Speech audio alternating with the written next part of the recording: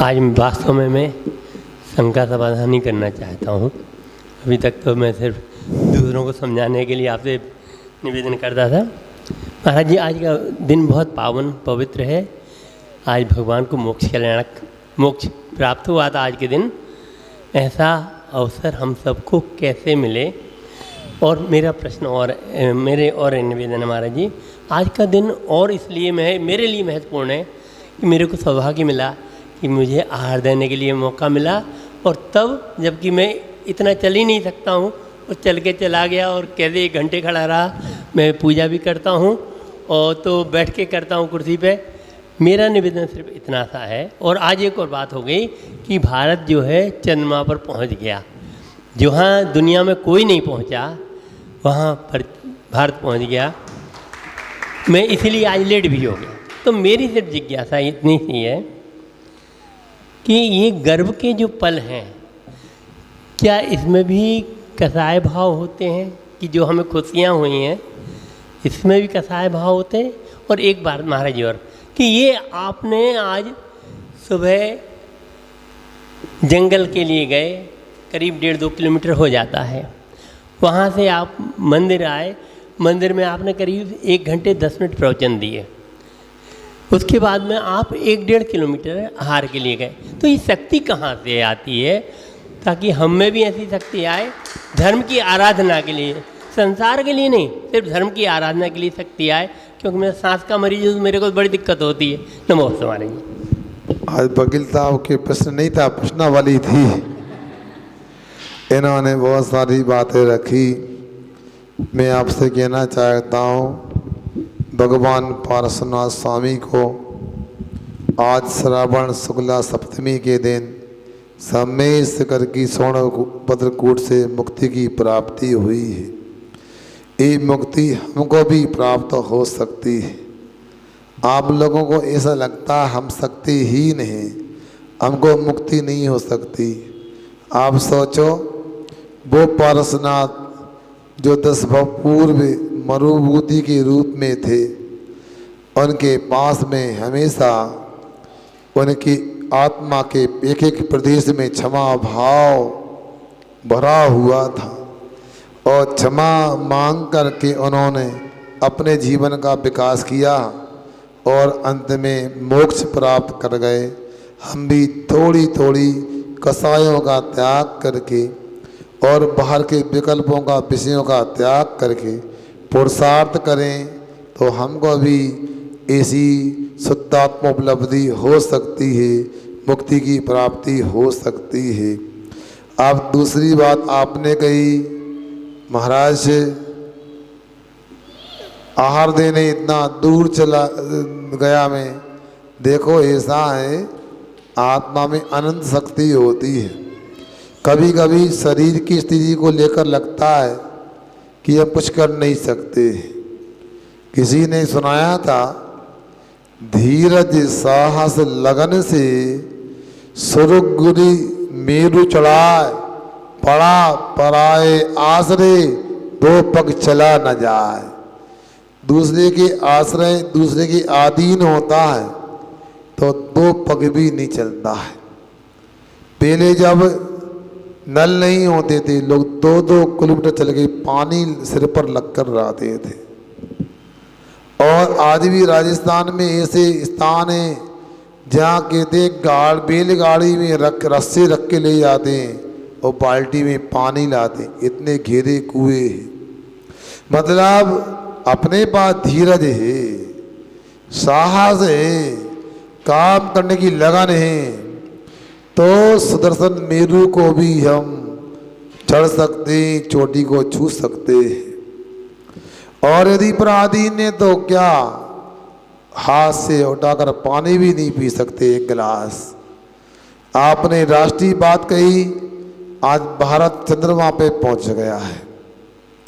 वैज्ञानिक लोगों का अपना क्षेत्र है, उनके अपने प्रयोग हैं। उन्होंने जो किया भौतिक दृष्टि से उपलब्धि कह सकते हैं, मगर यदि तत्वार सूत्र को देखें तो थोड़ा विकल्प आता है।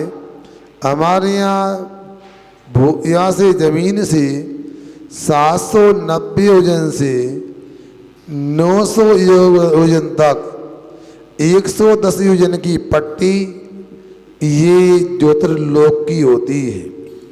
ज्योतिर्लोक में उन्होंने कहा कि 800 योजन पर सूरज होता है और 880 योजन पर चंद्रमा होता है। सूरज की इतनी प्रखर किरणें, उनको पार करके कोई भी वस्तु ऊपर कैसे जा सकती है, विचारणीय है। मैं नहीं कह रहा हूँ कि ऐसा नहीं हो सकता है, मगर जिन जो भूगोल और खगोल है उसको मिलाने से विचार करने के लिए बाध्य तो हम होते ही। अच्छी बात है, विज्ञान ने अपने क्षेत्र में एक कदम आगे बढ़ाया है। दुनिया में तरक्की अपनी कितनी ही लोगों के सामने रखी है, अच्छी बात है।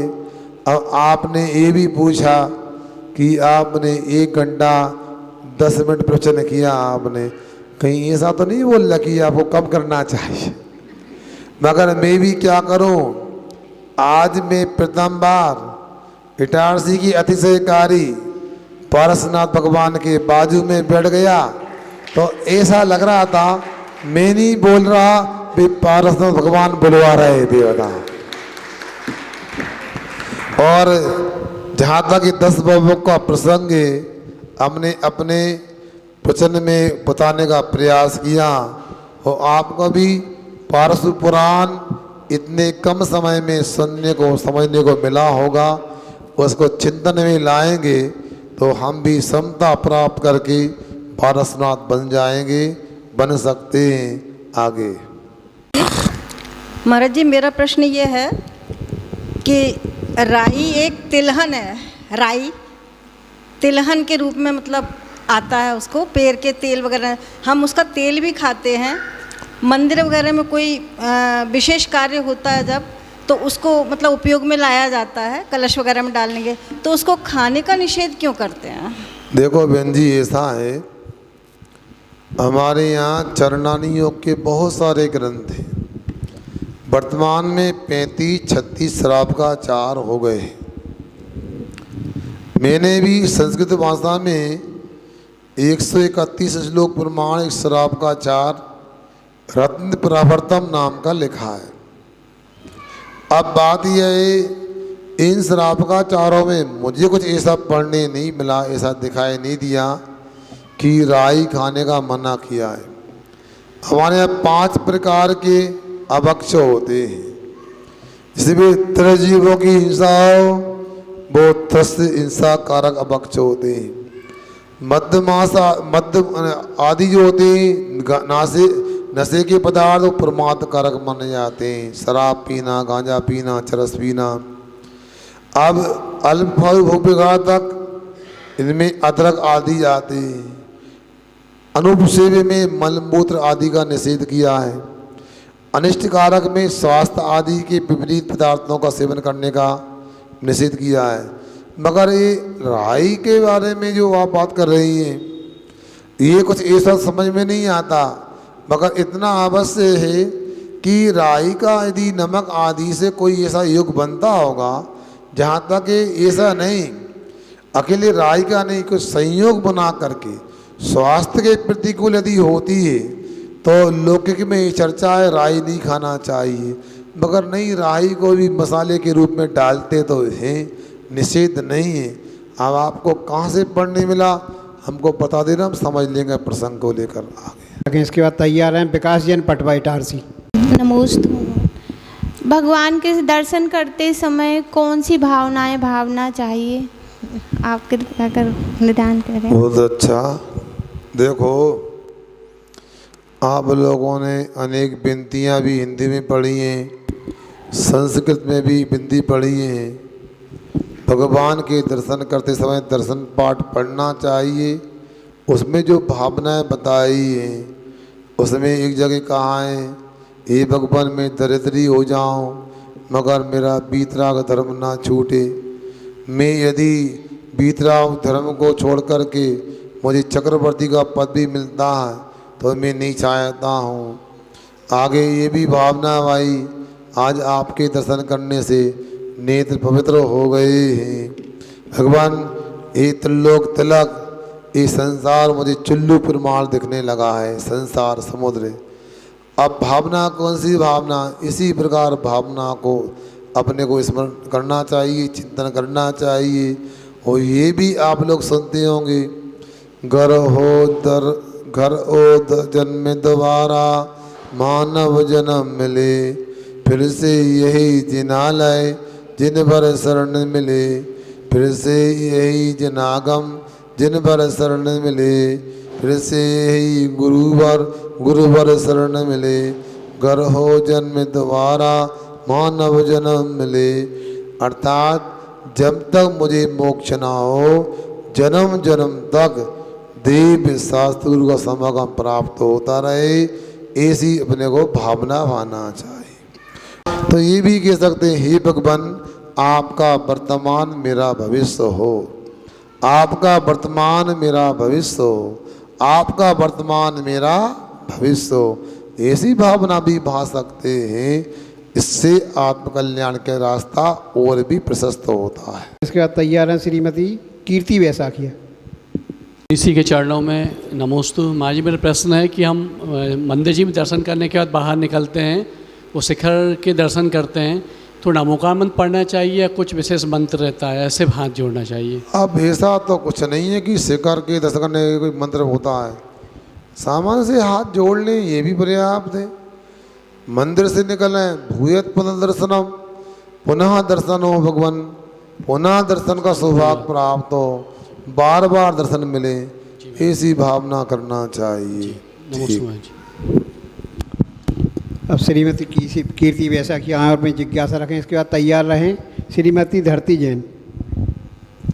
नमोस्तु महाराज जी, नमोस्तु नमोस्तु। महाराज जी, प्रशस्त राग और अप्रशस्त राग में क्या होते हैं, यानी कैसा उसका बने? देखो ऐसा है, जो पंचेंद्रिय के विषयों के प्रति जो राग होता है वो अप्रशस्त राग कहलाता है। और जो पंच परमेष्टि के प्रति, देव शास्त्र गुरु के प्रति धर्माधुर राग होता है, उसे प्रशस्त राग कहते हैं। याद रखना, राग तो राग है, मगर यदि राग छोड़ सको तो सर्वोत्तम है, और नहीं छोड़ सकते तो 5 इंद्रिय के विषय से राग छोड़ना ही समझदारी है। इतना ही कहेंगे। जिनवाणी